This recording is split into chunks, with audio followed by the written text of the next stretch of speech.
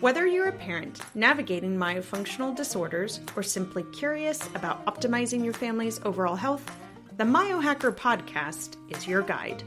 Hi, I'm Karindy Ong, a speech-language pathologist, myofunctional therapist, and a mom on a mission to bring holistic health to you and your family.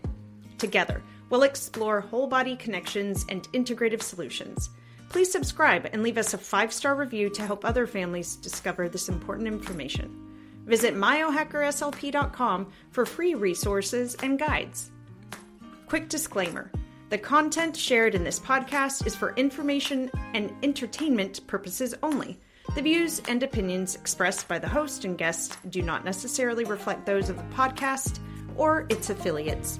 This podcast does not provide medical, legal, or professional advice. Always consult a professional regarding your circumstances. By listening, you agree that the host and podcast are not responsible for any actions you may take based on the information provided. Now, let's dive into today's episode. Welcome to this bonus episode of the MyoHacker Podcast. I daily get questions from families about what can be done for their toddlers or younger kiddos. And I just wanted to talk about that a little bit today. If you can, I would recommend probably watching this episode on YouTube. You can go to YouTube at the MyoHacker Podcast channel. And it might be beneficial because I'm going to demonstrate some things because I'm very big on, I can tell you, but let me show you. So one question that comes up a lot is whether or not my course, MyoMagic at Home, is beneficial for younger kids.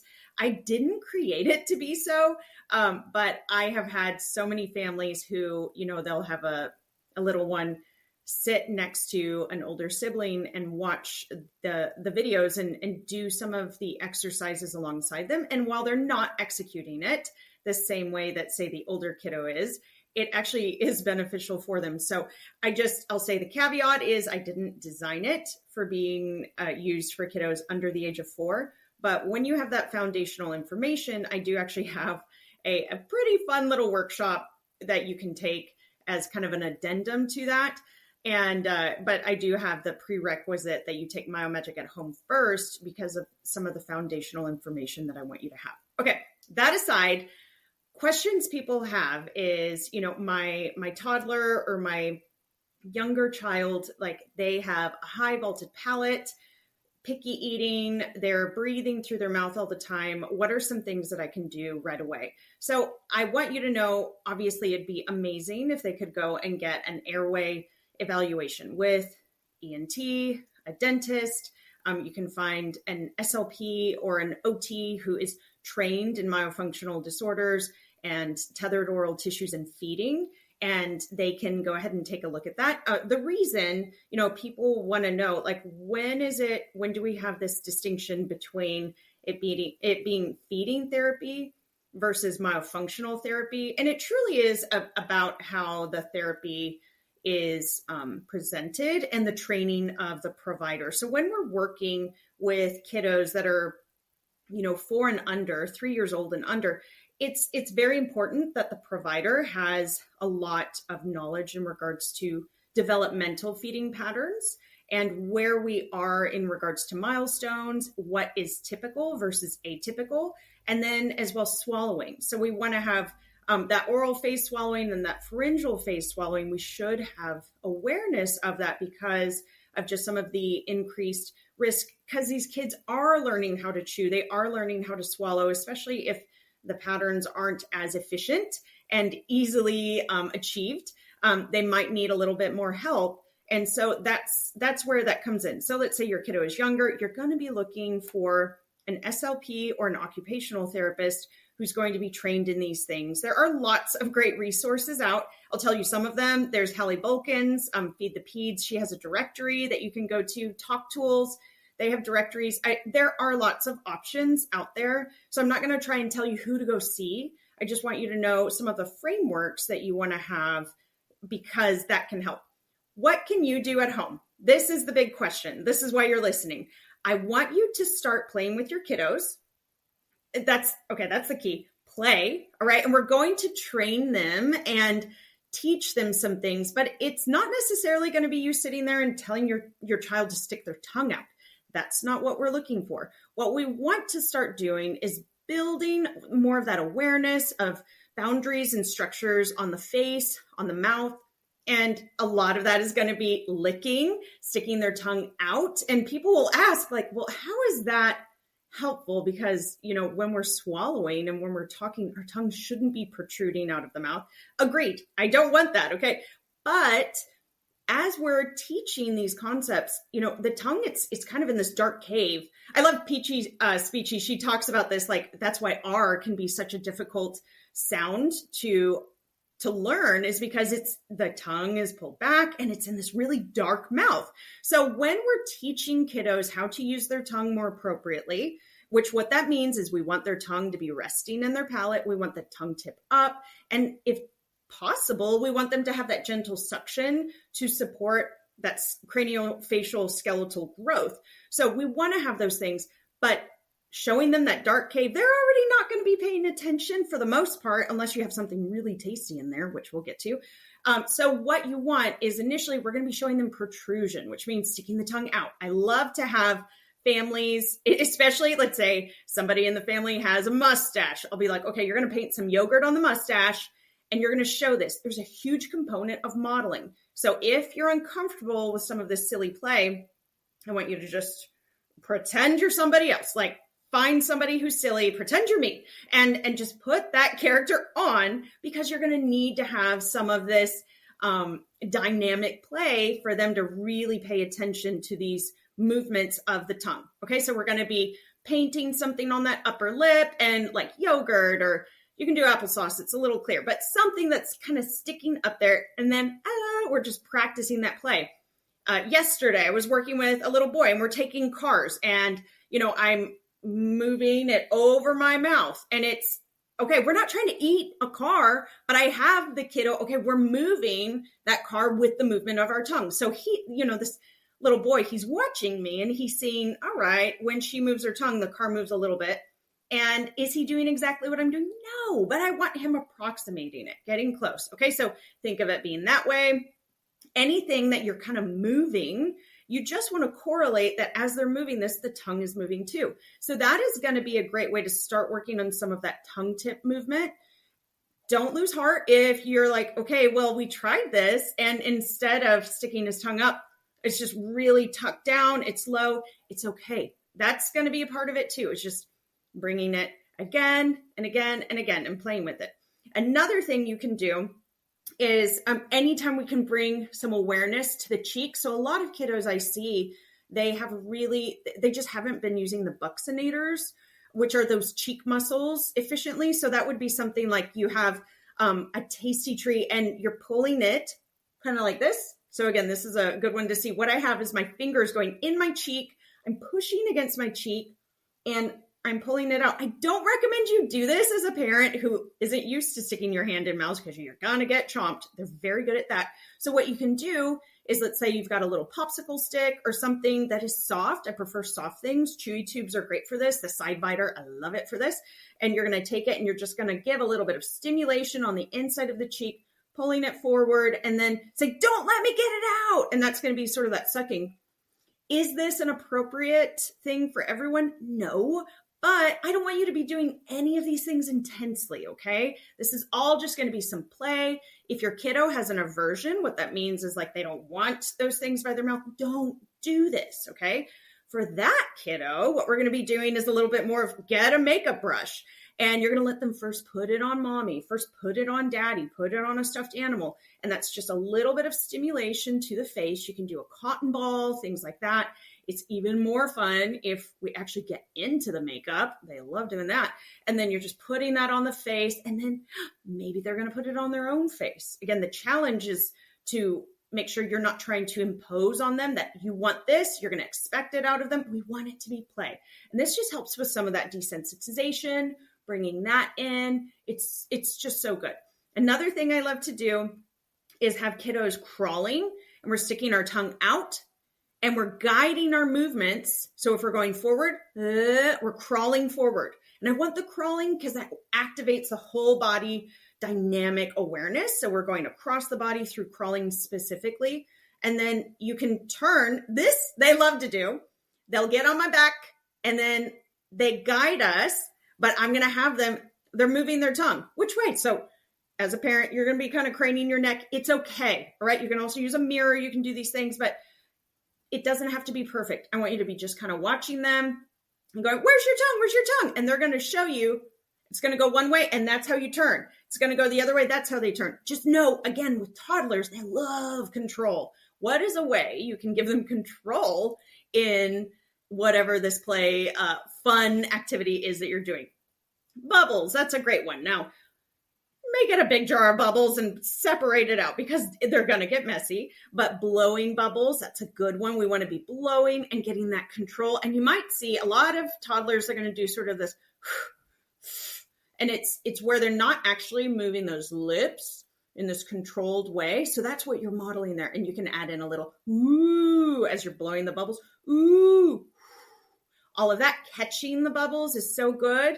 And then let's see if we can pop it on our nose, just bringing, again, back that awareness to midline, especially when we want to have some of that. All of this is so, so good. Another thing that is great, using a vibration toothbrush, okay?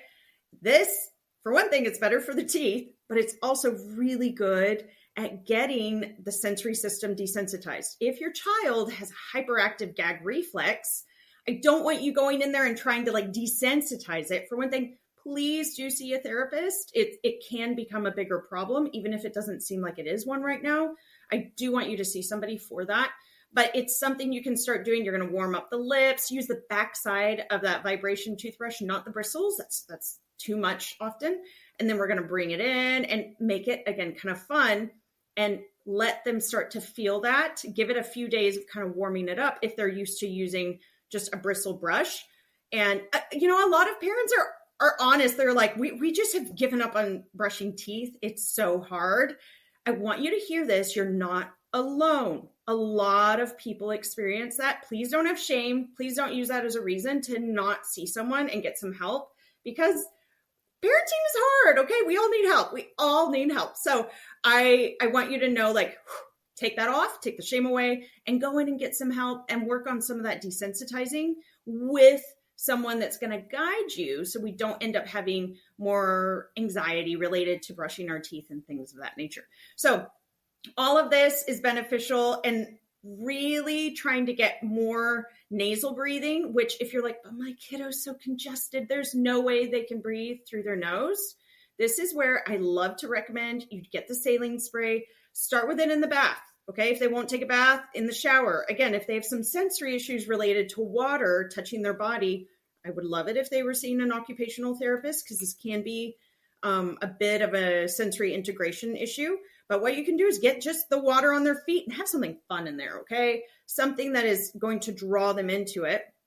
And then if you get, especially that like sensory foam, I love using that. It's like a soap. And I cannot attest to whatever the ingredients are in it, but we're just using this for brief moments to train a skill. So what you can do is you can take that foam soap. It usually has a smell to it as well. And you put it on the bathroom, like the shower or the bathtub wall. And then they're going to take that saline spray and they're going to spray it a little bit. And they get to see, oh, that wasn't scary. Because for some kids, that sound of that shh of the aerosolized saline coming out can be scary. And I want them to get used to that. Okay. So you don't necessarily have to do all this rigmarole. If you can, just put the saline spray in their nose, spray, and then get the other side, have them blow it out. That's fantastic. Follow it up with X-Clear or with xylitol, or you can have a combo for that initial saline spray rinse that you did. That's great too. And know that this can help. You might have kids that are going to fight you on it. Like most of the time, they don't love it at the beginning. Again, the control issues, the sensory issues. And if they're constantly congested, they're probably inflamed. It doesn't feel that great initially. After about 2 weeks, kids start to see that they're breathing and feeling better. And it does become less of an issue then. They just inherently will start to feel that. They'll start to feel the change. Know your child. Like right now, if as you're thinking about doing this, you're like, oh my gosh, your stomach just hurts, you feel anxious, I want you to put aside that activity and start doing the nasal spray yourself. I want you to tune in and notice, do you get an anxiety response? Do you feel nervous about it? And work on you without them seeing it yet, because they're going to feel that. Kids are smart. They will sense it right away. So I want you to just tune in and go, whew, am I feeling that? If you are, take a breath and do kind of an adult version of it. You're going to take the saline spray and you're going to kind of go across and see, I didn't die. And then you're going to take the saline spray, put it in one nostril. You didn't die. Do the other. And just, it's okay. You might have a gag response, and there are reasons for that. What I want you to do is breathe out. Exhale as you spray that saline spray in. Just spray it up your nose and you go, make a sound with it, okay? Even better if you can activate your laryngeal system, just the larynx. Get that voice, get this agitation out, okay? Same thing with kiddos. If you're seeing this, have them use that monster voice, and they're going to breathe that saline out as they love to be dragons, okay? It's no longer saline and snot. It's a dragon fire, and they blow it out of their nose, all right? This is the point I'm going to end on, because this is just, it was supposed to be a quickie episode. I know, see, it's 15 minutes, but what I want you to do is teach your kids how to blow their nose if they don't know how to do it. It's tricky with daycares and, kids, my own children. Okay. So I'm not pointing the finger at anyone. I want you to know, I have seen this with my own children who, I was working, they were in daycare systems. They were seeing, in these places where they didn't have just ready access to tissues. They had to kind of learn how to get around in life without being able to blow their nose. So a lot of these kids, they don't blow their nose out of habit. Some of them don't blow it because they actually don't have that coordination. It feels weird to their body to pressurize one side of the nose and then pressurize the other. So what you can do is take them outside and practice, have them lean forward, and then practice blowing out just air one side. Have them practice blowing out air the other side. If they have an aversion to tissues or paper towels or anything like that, I see that, okay? If your kiddo has that, I see it a lot. All right, I want you to know it's okay. Teach them how to go to a sink and blow their nose in the sink, all right? Then we can gradually work up to those other things. Again, that's where you want an occupational therapist on board with that. And as we get older, there are other things we might incorporate. But I want you to know this is a very important skill. It's really hard for kids to have a chance to blow their noses in public school settings because it's very disruptive, like when they're getting up and moving around. So just have that in mind. So let's build it into our culture at home and start practicing it there. This is where it's going to be beneficial if we can do the saline spray in the morning, do it at night. It's much better to send our kiddos out with clear noses than to have them going into, I'm sort of swapping in the ages here because I started talking about school age, but this is the same thing with daycare. If they're at the daycare, they're not able to necessarily go and blow their noses if they're expected to be in certain centers, or, a Montessori model might have it one way versus another school. All of that to say, the work you do at home really sets them up and helps them with that. Finally, I want you to know the buteco-nasal clearing exercise. You can YouTube it. It's such a good one. I teach my kiddos how to do this. When they're really little, it's very hard to do. So at first, we just are going to coordinate breathing in and then exhaling out. Then see if they'll pinch their nose while you're playing with cars, playing with Legos, playing with Play-Doh, dolls, whatever it is. Then after they pinch their nose for a second, you breathe out of the nose as a dragon again. This just helps with bringing some of that inflammation down. This is something you can do, and it really does. It does help with all the progress. I also will say chewing. Okay. I keep trying to make this shorter, but there's so much to cover here. I want you to know that chewing is such an important part of craniofacial development, and it's actually very hard for us nowadays to chew sufficiently and efficiently. So you can do, when they're this young, know their safety, okay? Like, be aware as a parent of what they've got going on, where the risks are, how old they are exactly. That's where it's great to work with a feeding therapist if you can. But if your child, you're like, they don't have that coordination to chew, they're just mashing things with their tongue, you're already seeing a therapist for these issues, You can use, like I said, the side biter. I love it, especially if they have that gag reflex. Get the mini, not the full length one. You might see that full length one, they respond to it too quickly. It's too much. But the mini, it's not going in very far, and have them chew on the sides. Okay. Then chewy tubes. Those are always great. I would say keep them in your kitchen, keep them in the car, keep them in the bathroom, like get multiple, because it's not like a one and done. You want them chewing throughout the day, and make sure that they're chewing on both sides. Okay. You'll see that there's going to be a dominance. There's one side that's just a little bit better than the other. Make sure they're chewing on both sides of the mouth.